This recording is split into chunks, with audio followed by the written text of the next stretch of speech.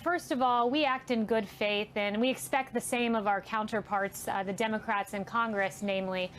We want to ensure that our experts, that it's the best use of their time at that moment. It doesn't detract from their day job. But beyond that, ensuring that the right subject matter expert is there for the right testimony. So, for instance, in this case, Chairman Lowy actually made several calls to Chief of Staff Mark Meadows, who I just spoke with, and the Chief of Staff repeatedly asked what the subject matter of the hearing would be.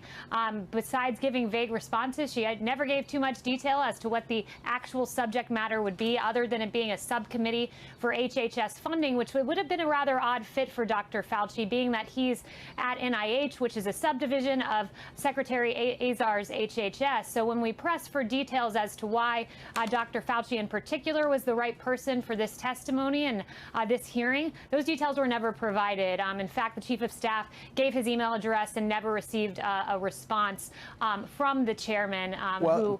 They've publicly. Ms. Lowy, and they publicly said they want to investigate the administration, response. They're going to have Tom Frieden, on instead of the doctor. What do you think about that? Look, that's their decision, but they were not acting in good faith with the administration here. Beyond that, I'd also note where the Senate gave us their plans to social distance and how to do this safely. The House has yet to do that. So they're not acting in good faith. And this really was a publicity stunt on the part of Democrats, saying that the White House blocked Dr. Fauci, because that wasn't the case. Quite clearly not the case when he's going to be testifying before the Senate in just over a week. So, leave it to the Democrats to engage in publicity stunts and put out a false headline with no truth.